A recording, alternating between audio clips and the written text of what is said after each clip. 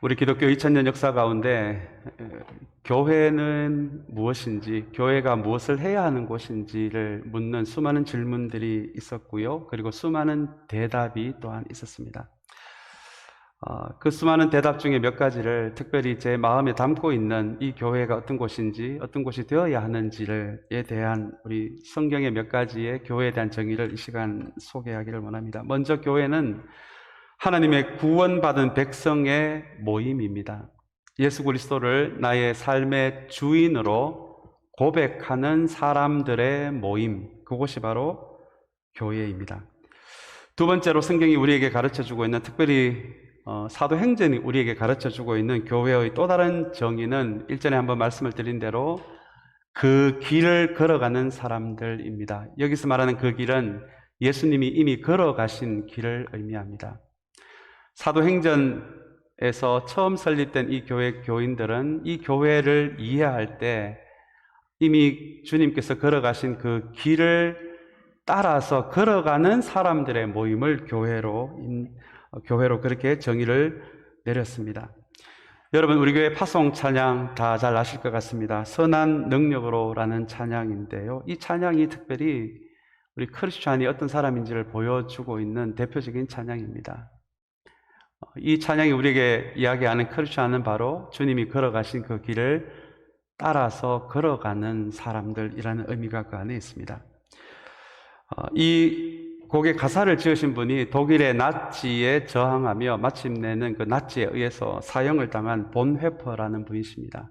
우리 독일에 잘 알려진 목회자이면서 신학자이시기도 합니다. 이분이 39이라는 젊은 나이에 독일 나치에 저항을 하다가 감옥에 갇히게 되고요. 마침내는 사형을 당하게 됩니다. 사형이 임박해진 것을 알게 되면서 자신의 약혼자에게 마지막으로 보낸 편지의 내용이 이 선한 능력으로에 나오는 가사의 내용입니다. 죽음이 나에게 임박하고 있지만 주님의 선한 능력이 나를 붙들고 있으니 주님이 걸어가신 그 길을 내가 끝까지 걸어가겠다라는 그 가사의 내용이 자신의 약혼자에게 마지막으로 보낸 편지의 내용이었습니다. 이 편지의 내용에 지그프리트 피에츠라는 독일 음악가가 곡을 붙인 것이 바로 우리가 파송 찬양으로 부르고 있는 이 선한 능력으로라는 찬양입니다. 세 번째로 이 성경이 우리에게 이 교회가 어떠한 곳인지를 보여주는 말씀이 나오는데요. 제가 특별히 또 제 마음에 담고 있는 이 교회에 대한 정의는 베드로후서 1장 4절의 말씀입니다. 베드로후서 1장 4절에서 베드로는 우리 교회를 하나님의 성품에 참여하는 사람들이라고 이렇게 정의를 내립니다. 여기서 말하는 성품은 기질을 의미하는 것이 아니고요, 가치를 의미합니다. 하나님이 소중하게 생각하고 있는 사랑, 정의, 평화, 나눔, 존중, 하나님의 신실함, 이 한 가지 한 가지가 모두 하나님의 성품이고요. 베드로는 베드로후서에서 이 크리스찬에 대한 정의를, 그리고 크리스찬들이 모여있는 이 교회에 대한 정의를 이 하나님의 성품에 참여하는 사람, 다시 이야기하면 하나님의 성품을 조금이라도 내 삶으로 담으려고 노력하는 사람들이 모여있는 곳이 교회라는 의미가 됩니다. 그리고 또 한 가지, 이 사도행전의 초대교회가 우리에게 말해주고 있는 교회의 본질 하나는 이 코이노니아라는 단어 안에 담겨져 있습니다. 이 헬라어를 우리말로 번역하면 사귐이라는 의미입니다.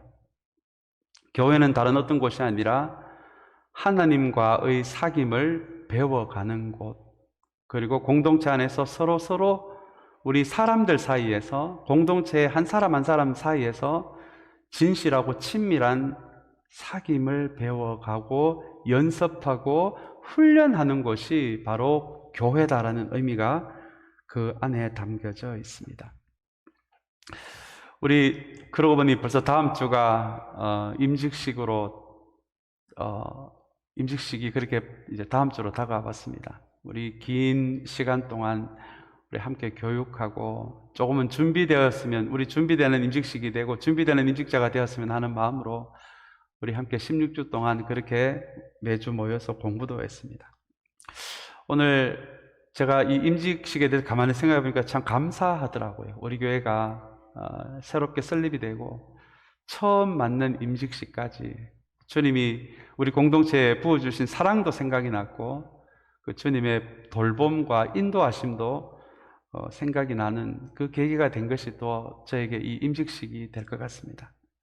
오늘 임직식을 한 주일 앞두고 오늘 이 교회 정의들을 다시 한번 바라보면서 우리에게 선물로 주신 이 교회가 다른 어떤 곳이 아니라 다시 한번 하나님을 또 예수 그리스도를 나의 삶의 주인으로 고백하는 교회가 되고 또 주님의 길을 신실하게 따라가는 우리들이 모여 있는 곳이 되고 또 하나님의 성품에 참여하는 우리 교회가 되고 그리고 하나님과의 참된 사귐을 배우고 우리 서로 공동체 안에서 진실한 사귐을 배울 수 있는 그런 교회가 될 수 있도록 다시 한번 주님께 기도하고 그것을 위해 힘써 애쓰는 우리 토렌스 참사랑 교회가 되시기를 주님의 이름으로 축복합니다.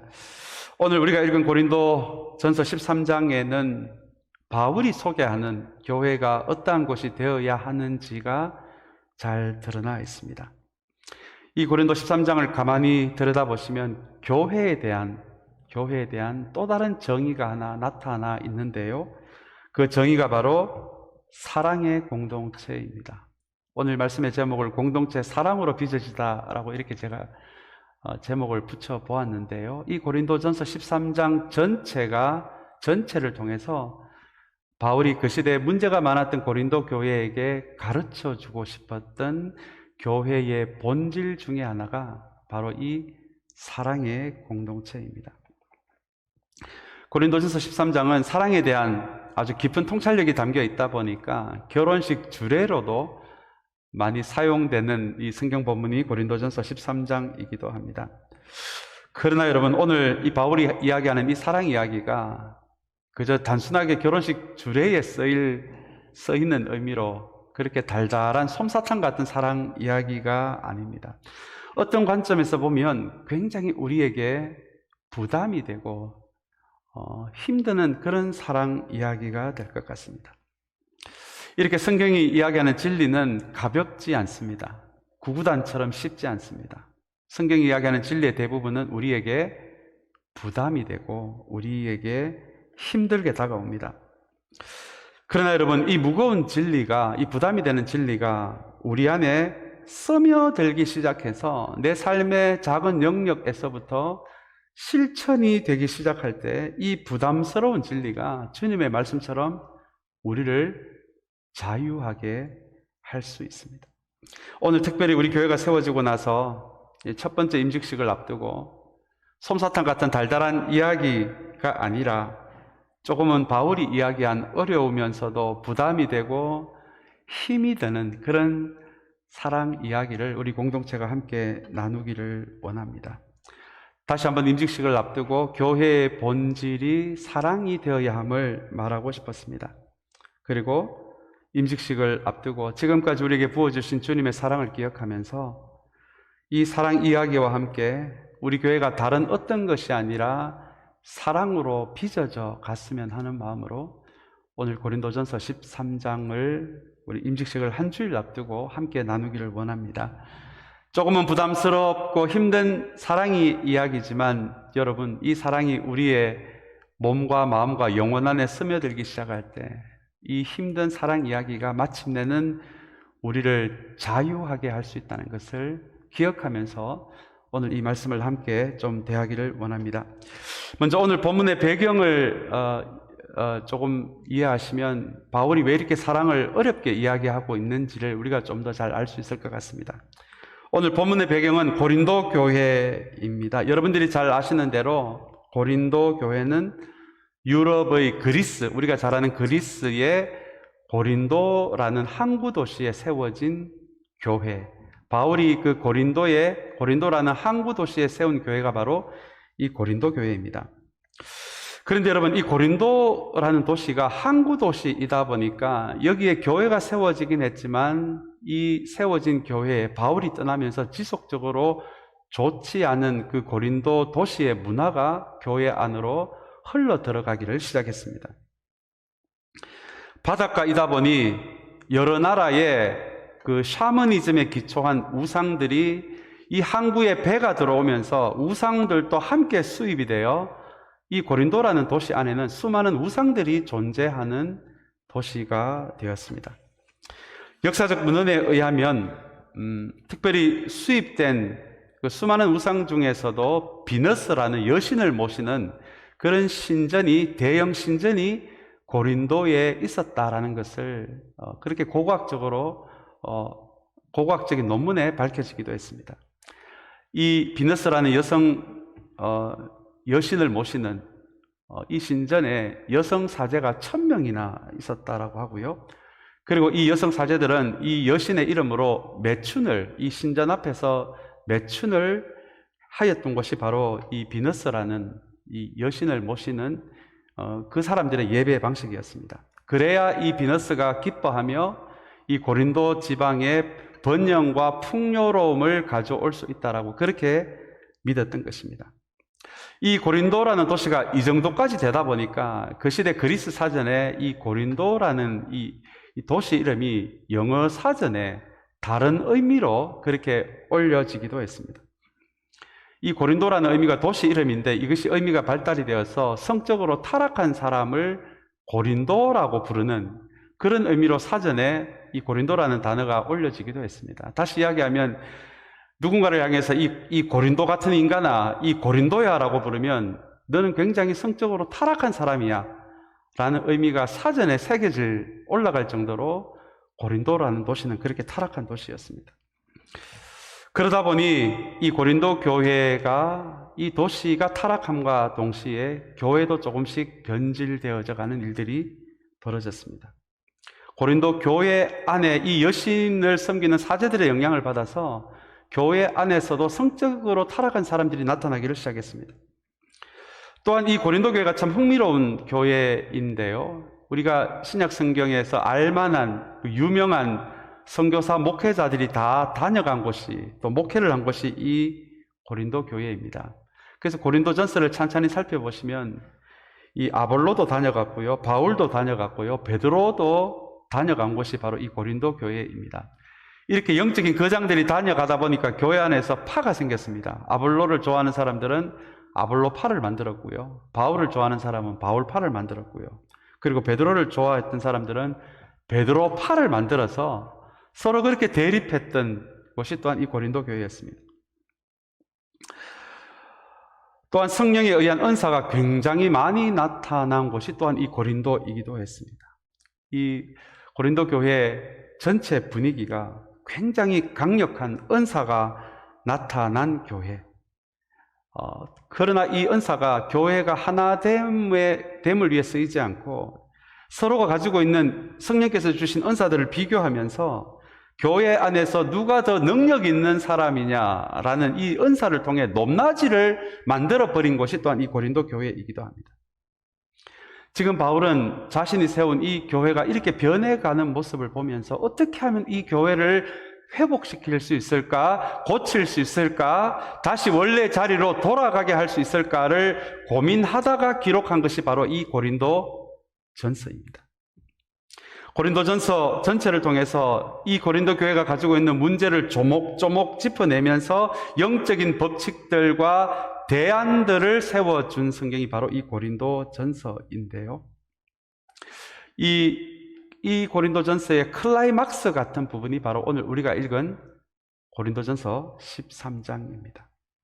이 고린도 전서 13장에 이 달콤한 사랑 이야기가 아니라 이러한 배경을 가진 고린도 교회에 마침내 너희 교회의 이 모든 문제점들을 고칠 수 있는 것은 사랑밖에 없다. 사랑밖에 없다. 이것을 말해주기 위하여 기록한 것이 여러분 고린도전서의 클라이막스인 고린도전서 13장입니다. 먼저 1절에서 3절까지 말씀을 좀 보고자 합니다.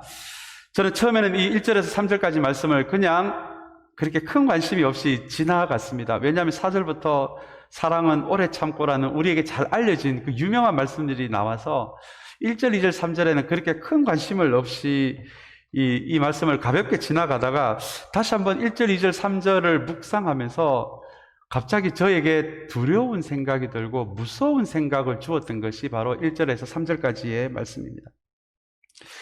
여러분, 이 이야기가 참 무서운 이야기입니다. 충격적인 이야기입니다. 바울은 우선 고린도 교회 안에 있었던 굉장히 다른 교회에서 봤을 때도 참 부러워할 만한 신앙의 모습에 대해서 이야기를 합니다. 방언이 아주 흔하게 이 교회 안에는 방언하는 사람들이 많았던 것 같습니다. 천사의 말 같은 화려한 신앙의 언어를 구사하는 사람들도 많았던 것 같습니다. 예언하는 사람들이 있었고요. 굉장히 깊은 수준의 특별한 영적인 지식을 가진 사람도 있었던 것 같습니다. 그리고 이 1절에서 3절까지 말씀을 보니까 여기 있는 산을 저쪽으로 옮길 만한 그 정도의 큰 믿음을 가진 사람도 오늘 본문에 보니까 고린도 교회에 있었던 것 같습니다. 심지어 재산을 다 내어놓을 만한 헌금 생활을 하는 분도 계셨고요. 그리고 3절에 보면 자기의 목숨을 넘겨줄, 이거는 순교를 의미합니다.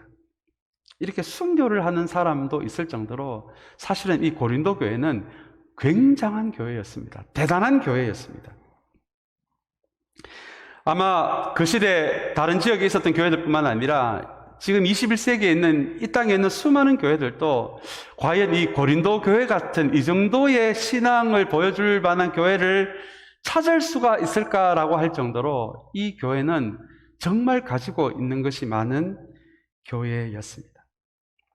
그런데 여러분 1절을 가만히 보시면 참 충격적인 단어가 하나 나오는데요. 그 단어가 바로 사랑이 없으면 이라는 단어입니다. 제가 이 단어를 묵상하다가 갑자기 1절, 2절, 3절이 굉장히 무서워진 것입니다. 왜냐하면 1절, 2절, 3절이 이야기하는 수많은 신앙의 좋은 모습들이 1절에 나오는 사랑이 없으면 이라는 이 단어를 가지고 봤을 때는 이 좋은, 남들이 다 부러워할 만한 이 신앙의 대단한 모습들이 사랑이 없어도 가능하더라는 것입니다. 여러분, 이 부분이 저에게 얼마나 두려움을 줬는지 모릅니다. 사랑이 없어도 남을 도울 수가 있구나. 사랑이 없어도 소위 하나님을 위해서 무엇인가를 할 수가 있구나. 사랑이 없어도 우리는 봉사가 가능하구나. 심지어 사랑이 없어도 교회 안에서 저처럼 이렇게 설교하는 일도 가능하겠구나라는 생각이 들었습니다. 여러분, 이 고린도 교회의 이 대단한 신앙의 모습들이 사랑이 없이 행해지는 것을 바라보면서 사랑이 없이도 선교가 가능하구나. 사랑이 없어도 순교할 수 있고 사랑이 없어도 가난한 사람들에게 나의 것을 나누어 줄 수도 있겠구나라고 하는 것이 여러분 1절, 2절, 3절이 우리에게 주는 긴장입니다. 한 가지 한 가지가 너무 아름다운 신앙의 모습인데 사랑 없이도 가능하다는 것이 저에게 큰 두려움을 주는 구절들이었습니다. 여러분, 이것이 고린도 교회 공동체의 모습이었습니다. 다른 교회들이 봤을 때 부러워할 만한 수많은 선하고 아름다운 장면들, 신앙의 실천들을 가지고 있었던 고린도 교회였지만 그러나 이 수많은 좋은 것들임에도 불구하고 교회가 갈라지고 서로 미워하는 모습들, 그리고 서로 안에서 높낮이를 만들어 나가는 모습들을 바라보면서 바울은 냉정하게 너희 교회 안에 대단한 것들이 많이 있지만 가만히 보니까 그 안에 사랑이 없다라고 바울은 이렇게 냉정하게 진단을 하고 있는 것입니다. 근데 여러분 1절에서 3절을 또 가만히 들여다보시면 더 충격적인 내용이 나오는데요. 바울은 이렇게 아름다운 신앙의 모습이 있다라고 할지라도 사랑이 없이 이루어진다면 이 모든 신앙의 실천과 행동이 하나님 앞에서는 아무것도 아니다라고 그렇게 2절에서 선포를 합니다. 좀 더 있는 그대로 이야기하면 이 교회 안에, 심지어 이 땅의 교회들 안에, 그리고 우리 토렌스 참사랑 교회 안에 아무리 굉장한 선교가 벌어지고 아무리 사람들이 입이 떡 벌어질 만한 구제가 벌어지고 큰 일이 벌어지고 큰 규모의 이벤트가 벌어지고 그렇게 입이 떡 벌어질 만한 그런 정말 영적인 설교가 이 예배 자리에서 전해진다라고 할지라도 여러분, 이 안에 사랑이 없다면 하나님 앞에서는 아무것도 아니라고 그렇게 바울은 이야기를 하고 있습니다. 아마 고린도 교회 교인들이 1절에서 3절까지 말씀을 들으면서 기분이 굉장히 나빴을 것 같아요. 제가 고린도 교회 교인이더라도 그럴 것 같습니다. 아니, 우리 교회가 어떤 교회인데 사랑이 없으면 아무것도 아니라고 하니까 얼마나 자존심이 상했겠습니까? 사랑하는 여러분, 솜사탕 같은 이 사랑 이야기를 이렇게 불편하고 어렵게 하는 사람이 바로 이 바울입니다. 아니, 여러분, 어차피 자신이 세운 교회잖아요. 그냥 두루뭉실한 말로 분위기 좋게, 아이고, 여러분들 교회는 은사도 많고 봉사하는 사람도 많고 능력 있는 사람도 많으니까 교회가 잘 될 것 같습니다. 그냥 이렇게 마음이 없는 말이라도 한마디 하면은 그걸로 그냥 따뜻한 솜사탕 같은 분위기가 될 텐데, 굳이 바울은 이 교회의 속사정을, 속마음을, 실제 모습을 공동체에 직면시킵니다. 여러분, 이것이 성경이 우리를 대하는 방식입니다. 성경은 우리 앞에서 체면을 차리지 않습니다. 우리 자존심을 보면서 우리에게 거칠의 말도 하지 않습니다.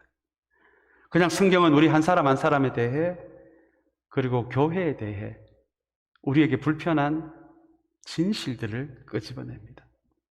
그리고 그 과정이 고통스럽지만 직면시킵니다. 우리는 우리의 실제 모습을 주님 앞에서 직면을 해야 우리는 다시 살아날 수 있기 때문입니다. 우리는 다시 회복될 수 있기 때문입니다. 그래서 바울은 고통스럽지만 실제 고린도 교회가 너희가 겉으로는 이런 모습을 가지고 있지만 실제 모습은 이런 모습이야 라는 것을 이 고린도 교회 공동체에 직면시키고 있는 것입니다. 사랑하는 여러분, 우리 임직식을 한 주일 앞두고 우리 토렌스 참사랑 교회의 자랑거리가 엄청난 믿음, 큰 비전, 큰 계획, 큰 일, 대단한 일이 되지 않게 되기를 주님의 이름으로 축복합니다. 오늘 고린도전서 13장은 교회는 그런 곳이 아니다라고 이야기합니다. 교회는 가장 먼저 우리를 아무런 이유 없이 물붓듯이 부어주시는 주님의 사랑을 먼저 배우는 곳입니다. 그리고 그 주님의 사랑을 우리 공동체 안에서 우리 각자가 흠이 있고 부족하고 연약하지만 우리에게 부어주신 그 사랑을 이 공동체 안에서 먼저 조금씩 연습하고 훈련하는 곳이 이 교회가 되어야 합니다. 그리고 마침내 이 공동체 안에 남들에게 나누어 주지 않으면 안 될 정도로 사랑이 가득 차게 될 때 우리가 가지고 있는 것을 이 세상 속으로 흘러보내는 그런 곳이 되어야 한다는 것이 여러분 고린도 13장이 우리에게 이야기를 하고 있는 교회의 참된 모습입니다. 사랑하는 여러분, 우리 교회가 아무리 남들이 부러워할 만한 것이 많다라고 할지라도 여러분, 이 사랑이 없으면 우리 교회는 시간이 갈수록 점점 공허한 곳이 될 것입니다. 점점 더 사람들에게 보이기 위해 가면을 쓰는 곳이 될 것입니다. 사랑하는 여러분, 다시 한번 이 고린도전서 13장 말씀을 통해서 교회는 아무리 작은 일이더라도 주님께서 우리에게 부어주신 그 사랑으로 그 아무리 작은 일이라고 할지라도 우리가 할 수 있는 가장 큰 사랑을 작은 일에 담을 수 있는 그곳이 바로 참된 교회라고 하는 이 고린도전서 13장 말씀을 기억하면서 사랑하는 여러분, 다시 한번 임직식을 앞두고 우리 교회가 무엇인가 큰 것을 꿈꾸는 교회가 아니라 아무리 작은 일이더라도 우리가 부을 수 있는 최고의 사랑을 부으면서 그 작은 일을 기쁨으로 섬길 수 있는 우리 교회 공동체가 되시기를 주님의 이름으로 축복합니다. 그리고 우리 4절에서 7절까지 말씀에서 바울은 드디어 이 고린도 교회에 가르쳐 주고 싶은 사랑 이야기를 시작합니다. 4절에서 7절까지 말씀을 제가 조금 쉽게 풀어서 설명하면 다음과 같습니다. 사랑은 오래 참아줍니다. 사랑은 친절합니다. 사랑은 시기하지 않습니다. 자랑하지 않습니다. 상대방에게 자랑할 것이 있어도 교만하지 않습니다. 사랑은 서로에게 예의를 갖추는 것입니다. 사랑은 이기적이지 않습니다. 쉽게 성내지 않습니다. 서로에게 원한을 품지 않습니다. 불의보다는 진리를 기뻐합니다. 사랑은 모든 것을 덮어주고 믿어주고 그리고 소망하고 견디는 것이 사랑입니다라고 고린도 교회 교인들에게 사랑에 대해 이렇게 이야기를 시작합니다. 아마 고린도 교회 교인들이 이 부분을 읽으면서 제가 좀 상상해 보건대 뭐가 이렇게 시시해라고 아마 생각했을 것 같아요. 바울이 이야기하는 이 교회의 본질 안에는 뭔가 대단한 것이 없기 때문입니다. 뭔가 우리의 감정을 자극할 만한 짜릿한 것이 없기 때문입니다. 재산을 다 바치는 헌신, 내 목숨을 내어놓는 순교, 예언하고 병 고치는 은사, 여러분 산을 옮길 만한 믿음 한 가지 한 가지가 얼마나 우리를 짜릿하게 합니까? 뭔가 있는 것 같잖아요. 뭔가 우리가 하나님 앞에서 하는 것 같잖아요. 그쯤은 돼야 우리가 나중에 우리가 죽음 이후에 주님을 만나도 주님 우리가 이 정도의 일을 하고 왔습니다라고 이렇게 좀 자신 있게 말할 수 있는 내용이 될 것 같은데, 그런데 여러분 이 바울이 고린도 교회 교인들에게 이 사랑을 가르쳐 주면서 이 사랑의 내용들이 그냥 겨우 오래 참아주라는 거예요. 좀 상대방에게 친절하라는 거예요. 좀 자랑할 게 있어도 자랑하지 말고 교만하지 말라는 거예요. 좀 상대방이 조금 사회적으로 갖추지 못한 사람이다고 해서 그 사람에게 무례하게 행하지 말라는 거예요. 예의를 좀 갖추어 주라는 거예요. 여러분 한 가지 한 가지가 얼마나 단순합니까? 원한을 품지 말라는 내용도 참 재밌더라고요. 우리 교회가 여러분 가장 원한이 많이 품어지는 장소 중에 한 군데라는 걸 아십니까?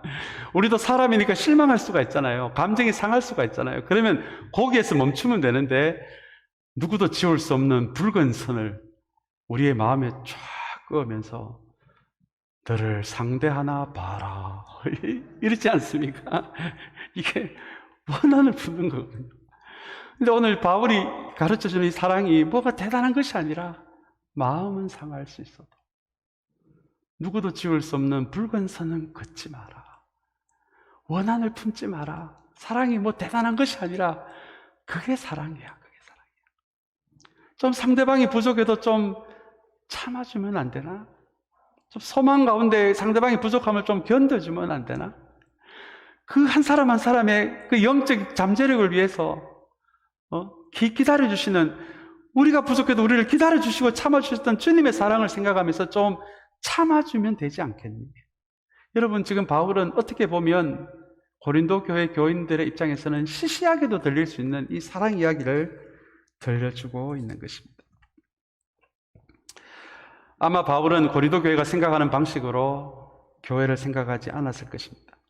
바울이 이 사랑 이야기를 책에서 보고 들려주는 것이 아니라 자신을 향한 주님의 사랑을 바울이 실제로 경험한 그 경험에서 나온 이야기가 바로 이 사랑이기 때문에 그렇습니다.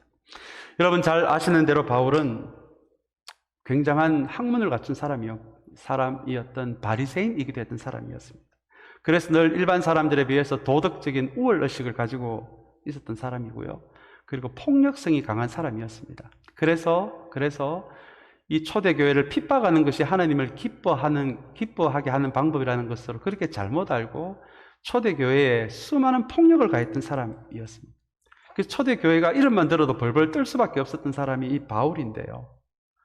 놀랍게도 주님은 이 바울을 선택해서 외국인들을 위한, 이방인들을 위한 선교사로 만들어버립니다.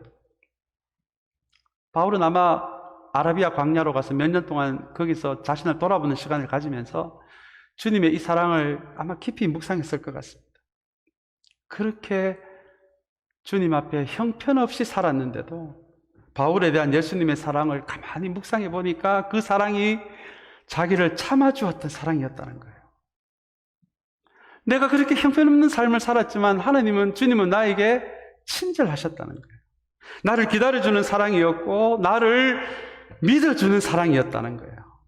그리고 사랑 안에서 옳은 것을 다 그냥 듣기만 하는 것이 아니라 사랑 안에서 옳은 것을 세워주는 사랑이 이렇게 형편없는 삶을 살았던 나 바울에게 부어주시는 주님의 사랑임을 바울이 경험을 하고, 바울도 고린도 교인 못지않게 방언할 줄 알고 예언할 줄 알고 그 사람들과는 비교도 되지 않는 큰 믿음도 있었고 자신의 목숨을 던질 만한 그 각오도 되어 있었던 사람임에도 불구하고 고린도 교회에게 자신의 그런 것을 자랑하지 않고 실제로 나를 변화시킨 것은 주님의 사랑이니 고린도 교회가 다시 회복하기 위해서는 이 사랑을 붙들어야 한다라고 그렇게 가르쳐주고 있는 말씀이 여러분 4절에서 7절의 말씀입니다.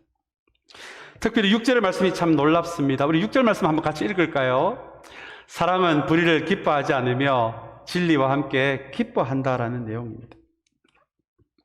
사랑이라고 해서 무조건 덮어주는 것이 아니라 사랑 안에서 옳은 것을 세워주는 것이, 그것이 진짜 사랑이라고 그렇게 바울은 이야기를 하고 있습니다. 여러분, 저도 모태신앙이고 또 담임을 한 지는 지난번 교회에 합쳐서 지금 10년째인데요. 제가 발견하는 교회의 참 좋은 모습도 많이 있지만 교회에서 일어나는 한 가지 조금 제가 회복되어야 될 점이 있다는 것을 저는 발견하게 됐는데요. 그것이 교회에서 서로의 마음이 갈라지는 것이 뭐 별다른 큰일이 벌어져서 갈라지는 것이 아니라 사랑 없이 옳은 이야기를 상대방에게 할 때, 여러분, 그것이 옳은 이야기다라고 할지라도 저의 목회 경험을 봤을 때는 그것이 마음을 상하게 하고 그것이 교회를 갈라지게 하더라고요. 그 일이 대표적으로 일어난 곳이 야고보 교회입니다. 그래서 야고보는 다른 어떤 것보다도 너희 혀에 재갈을 물리라 라고 그렇게 이야기를 합니다.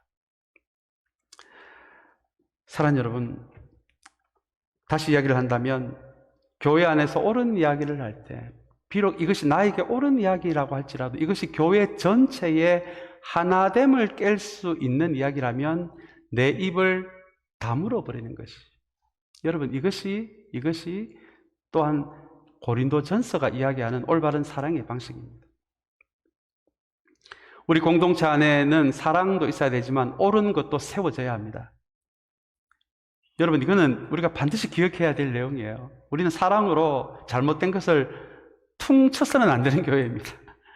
주님은 이 교회가 한편으로는 사랑으로 한편은 옳은 것이 세워지기를 원하는 것이 주님이 원하시는 교회의 모습입니다. 그러나 내 안에 상대방을 향한 사랑하는 마음이 없다라면 내 입을 잠시 다무는 것이, 여러분, 그것이 고린도전서가 이야기하는 올바른 교회의 사랑의 방식입니다. 이것이 사랑이 진리와 함께 기뻐한다는 내용입니다.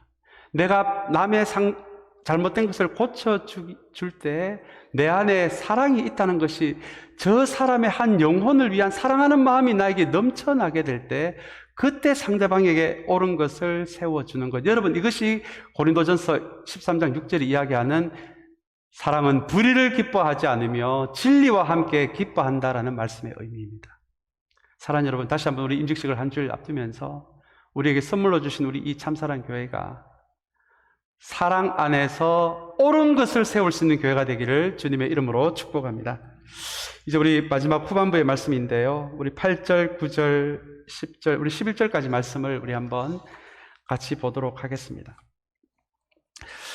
오늘 이 말씀을 좀 가만히 보신다면 이 말씀이 우리 9절, 10절, 11절까지 11절까지 말씀에 우리 이 말씀을 가만히 좀 들여다보시면 우리는 부분적으로 알고 부분적으로 예언합니다 라는 이 부분이라는 단어가 계속해서 나옵니다. 여러분, 우리가 알고 있는 그 좋은 것들, 고린도 교회가 자랑하는 좋은 것들, 그 수많은 은사와 능력과 큰 믿음과 큰 계획 같은 이런 것들이 바울은 9절에서 이것이 모두 부분적인 것이라고 이야기를 합니다. 그리고 11절까지 말씀을 가만히 들여다보시면 우리 12절까지 보시면 이 모든 것들이 우리가 죽음 이후에 주님을 얼굴과 얼굴을 대할 때는 우리가 소중하게 붙들었던 이 모든 것이 부분적인 것이고, 그것은 우리가 이 세상에서 살아가는 동안에만 우리에게 소중하지만 필요한 것이었고, 우리의 죽음 이후에는 우리가 소중하게 생각한 것들이 죽음 이후에 주님을 얼굴과 얼굴을 대할 때는 이것이 모두 필요 없는 것이라는 의미가, 여러분, 부분적이다라는 말씀의 의미입니다. 이 말씀이 여러분 우리에게 무엇을 의미할까요? 고린도 교회가 갖고 있었던 거 필요 없다는 이야기가 아닙니다. 한 가지 한 가지 모두 소중한 것들입니다. 중요한 것들입니다. 그러나 바울은 우리 이 후반부의 말씀을 통해서 그러나 이 모든 것들은 이 세상 안에 있을 때 필요한 것이고 우리의 죽음 이후에 우리가 하나님을 얼굴과 얼굴을 주님을 얼굴과 얼굴을 배하는 그 자리에 가져갈 수 있는 것은 단 하나밖에 없다라는 것이 이 말씀 안에 있는데요. 그 말씀이 여러분 13장 8절의 말씀입니다. 우리 13장 8절의 말씀 우리 한번 중요한 말씀이어서 우리 한번 같이 읽기를 원합니다. 우리 13장 8절의 말씀 우리 한번 같이 읽겠습니다. 사랑은 없어지지 않습니다. 그러나 예언도 사라지고 방언도 거치고 지식도 사라집니다. 여러분, 이 말씀이 예언이 필요 없고 방언이 필요 없고 지식이 필요 없다는 말씀이 아닙니다. 이것은 우리가 살아있는 동안에 우리에게 소중하고 필요한 것입니다. 그러나 우리의 죽음 이후에까지 영원히 남는 것은 바울은 13장 8절에서 뭐밖에 없다고요? 사랑밖에 없다라고 이야기합니다. 여러분, 이 단순하지만 우리가 잊어버리고 사는 너무너무 소중한 진리인 것 같아요. 우리가 이 땅에서 우리에게 필요한 우리의 능력, 우리의 경쟁력, 주님께서 우리에게 주신 물질, 그리고 수많은 은사에 이르기까지 이 땅에서는 중요한 것이지만 우리가 죽음 이후의 영혼의 세계에서는 이 모든 것은 다 사라지고 유일하게 천국에 가져갈 수 있는 것은 바로 이 사랑밖에 없다는 말씀입니다. 내가 누군가에게 그리고 주님에게 진실하게 사랑을 받았던 그 기억, 그리고 내가 그 사랑으로 남들을 진실하게 사랑했던 그 기억, 그 사랑했던 그 기억만을 가지고 우리가 영원으로 들어갈 수 있다라고, 그곳에 가서 주님과 주님을 얼굴과 얼굴을 대할 수 있다라고 하는 것이 여러분 우리 8절에서 그 이하의 말씀이 우리에게 주고자 하는 말씀입니다. 사랑하는 여러분, 이 말씀을 기억하면서, 그리고 우리가 언젠가는 우리의 코에 호흡이 먹고 주님을 얼굴과 얼굴로 대할 때가 있을 텐데요. 바로 그 자리에 가지고 갈 수 있는 유일한 것이 바로 오늘 바울이 사랑이라는 것을 기억하면서 사랑하는 여러분, 우리가 이 땅에 살아있는 동안에 우리가 해야 되는 수많은 중요한 것도 많이 있지만 여러분, 정말 주님께서 우리에게 부어주신 그 진실한 사랑을 누릴 수 있는 여러분들이 되실 뿐만 아니라 그 사랑으로 우리의 공동체와 이 세상에서 살아가는 주님을 모르는 사람들을 그 사랑으로 사랑할 수 있는, 다른 어떤 것보다도 사랑이 풍성한 사람들이 되어서, 사랑하는 여러분, 저와 여러분 언젠가는 주님과 주님을 얼굴로 배할 때 다른 어떤 것보다도 그 사랑받고 사랑한 기억만큼은 풍성하게 가지고 가서 그렇게 주님을 뵐 수 있는 저와 여러분들이 되시기를 주님의 이름으로 축복합니다. 이제 우리 말씀을 맺겠습니다. 제가 우리 교회 부임해서 여러분들에게 드린 말씀 중에 아니 웃자다가 이렇게 참사랑 교회라고 이렇게 부담스러운 이름을 지었느냐고 말씀을 드렸던 기억이 납니다. 너무너무 좋은 교회 이름인데 실제 누가 왔을 때 어이, 이름만 참사랑이네. 이러면 이게 얼마나 우리에게 부담이 되는 이름입니까? 그냥, 우리 토렌스 제2교회, 토렌스 제3교회 이러면 그런 부담이 없을 텐데요. 그러나 여러분, 오늘 바울이 고린도 교회에 가르쳐 주는 이 사랑의 모습을 생각하면서 이 부담감을 없애는 좋은 방법이 하나 있는데요. 그 방법은 오늘 바울이 고린도 교회에 가르쳐 준 이 사랑을 부담스럽지만 어렵지만 조금씩 내 삶 안에, 내 영혼 안에, 내 마음 안에 스며들게 해서 우리의 삶의 작은 영역에서부터 우리의 공동체에서 그 사랑을 우리가 온전히 그 사랑을 할 수는 없다라고 할지라도 조금씩 연습하는 사람이 되고 훈련하는 사람이 되어갈 때 주님은 우리 교회를 진짜 참사랑 교회로 만들어 주실 것입니다. 사랑하는 여러분, 다시 한번 오늘 이 쉽지 않은 이 무거운 사랑 이야기지만 다른 어떤 것보다도 이 임직식을 준비하면서 우리가 준비해야 할 것이 많지만 다시 한번 우리 임직식을 준비하면서 우리 안에 사랑을 준비하는, 그 임직식에 주님께 우리의 사랑을 올려드릴 수 있는 그런 저와 여러분 그리고 우리 참사랑교회가 되시기를 다시 한번 주님의 이름으로 축복합니다. 우리 같이 기도하겠습니다.